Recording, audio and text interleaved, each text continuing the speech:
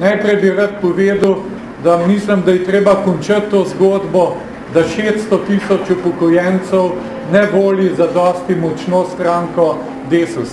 Če bi upokojenci dejansko volili stranko Desus, jaz sem prepričan, da bi celo zmagali volitve. In naš program si to zasluži. Ker kaj imamo zapisano v našem programu? Da bomo branili pravice starejših, da bomo ohranjali medgeneracijsko sodelovanje, ker mi moramo tudi skrbeti za mlade, ker kako bo pa pokojninska blagajna polna, če mladi ne bodo delali, če ne bodo plačevali prispevki. Tukaj smo mi na istem mostu. In kaj bomo storili? Borili se bomo proti temu, da se znižujejo pokojnine. Realno gledano, že samo to, da se življenjski stroški vsak dan povečujejo, pokojnine realno padajo. Jaz sem prepričan, da z isto pokojnino 2 leti nazaj smo lahko več kupili v trgovini kot danes.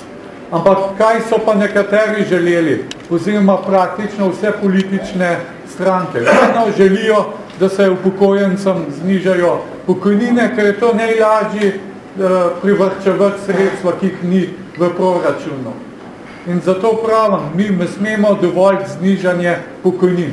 Ker vam povem, prvič, ko bodo pokojnine znižane, bo to postala praksa.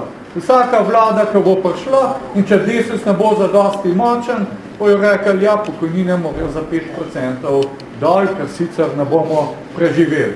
Ampak pri tem pa ni noben problem 3 milijarde 500 milijonov evrov najti za sanacijo bank, za dokapitalizacijo državnih bank. Nova Ljubljanska banka, ki zdaj prodaja Mercator.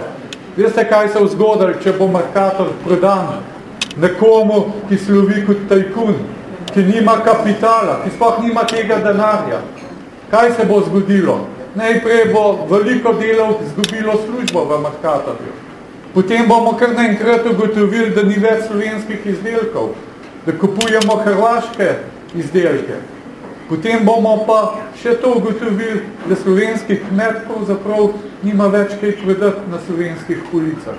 Zato, ker bodo drugi prodali. In zato moramo mi to stvar preprečati.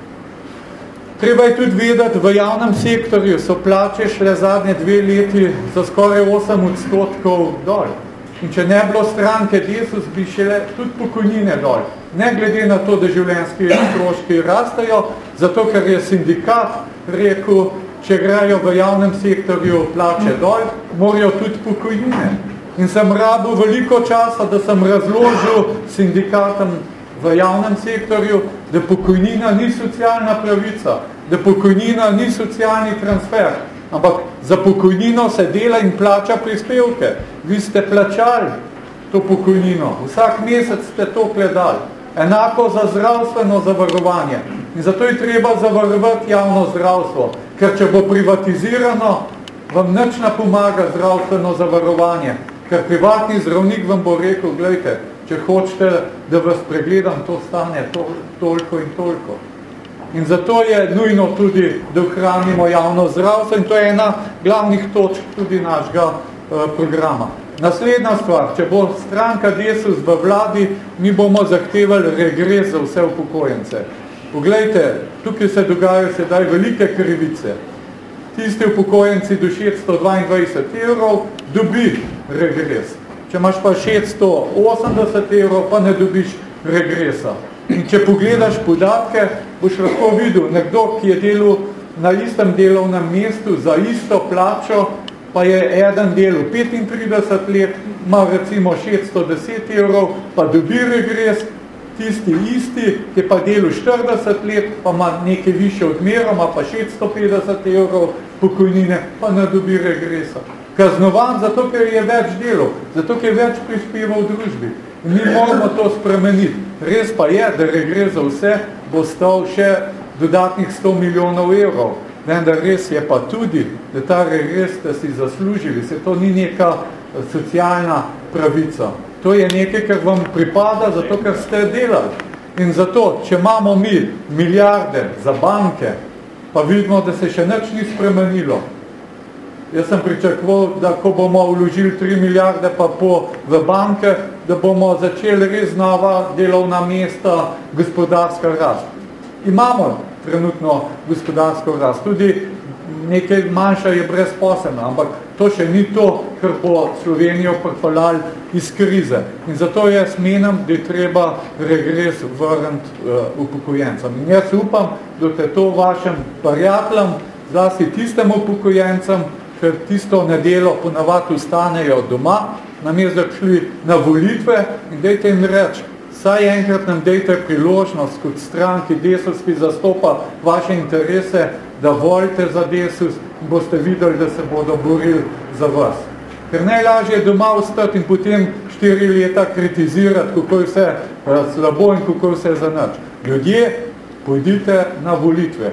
Dragi upokojenci, pojdite na volitve. Če želite, da bomo močnejši, da ne bomo imeli 5-6 poslancev, ampak 15 poslancev. Če bomo imeli 15 poslancev, ga ni človeka v Sloveniji, ki pupu reči, bomo znižali pokojnine. Tudi minister za finance Čufa se ne pupu tega reči. Ampak dokler bomo pa tako šibki, se nam pa to dogaja. In zato volitve so zelo važne. Dajte, pridite na volitve. Naslednja stvar, ki želim povedati, vi vidite, da je v tej državi veliko korupcije. Minister za zdravje Tomaž Gantar je odstopil, zato ker je videl, da ne more nič storiti, ker vse vodijo neki lobiji v zadnji. In jaz sem zadovoljen, da končno prejšnji teden je nacionalni preiskovalni urad tudi začel na tem področju preiskave. Ampak to ni zadosti. Treba se vprašati, kdo nas je pa spravil v tak položaj. Zakaj je Slovenija v taki krizi? Verjetno ne zaradi upokojencev, ki so rekli, dajmo narediti pokojninsko reformo, potem bo pa Slovenija iz krize. To vsak ve, da ni res. Zato sem jaz bil ves čas proti pokojninski reformi, ker pokojninska reforma pomeni nižje pokojnine. S pokojninsko reformo smo, naprimer, znižali vdovske pokojnine, ki so bile včas 85%, zdaj so pa, ne vem, 70%. In zato pravim, mi moramo tudi razčistiti s to korupcijo, zlasti v bankah. Poglejte, kaj se je tam dogaja. Na lepe oči so dobivali velike milijone, brez garancij, brez zavarovanja. Povejte mi vi, če kdo dobil tak kredit, na lepe oči. Ponavadi ste morali hipoteko podpisati, 2 poroka in tako naprej. Razen, če kdo kle tajkun. Ampak mi v naši stranki nimamo tajkunov. Zato ne verjamem, da je kdo dobil takšen ugoden kredit. Ampak ste takega dobili, kot ga vsi normalni državljani. Hipoteka, 2 poroka in tako naprej. In tukaj mislim, da mora tudi pravosodje odigrati svojo nalogo, razčistiti ta denar, ki je šel ven, ga je treba nazaj pripeljati, dati ga v pokojninsko blagajno.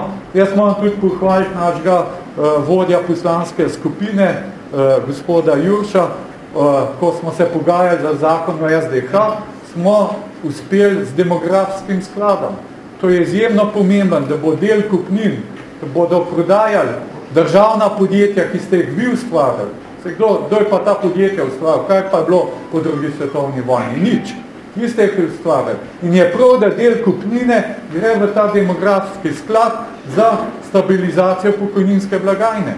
Ne pa, da bomo zmanjšvali javni dolg, ki so ga povzročali neodgovorni bankirji. Prav je, da tudi upokojenci imajo nekaj v te prodaji.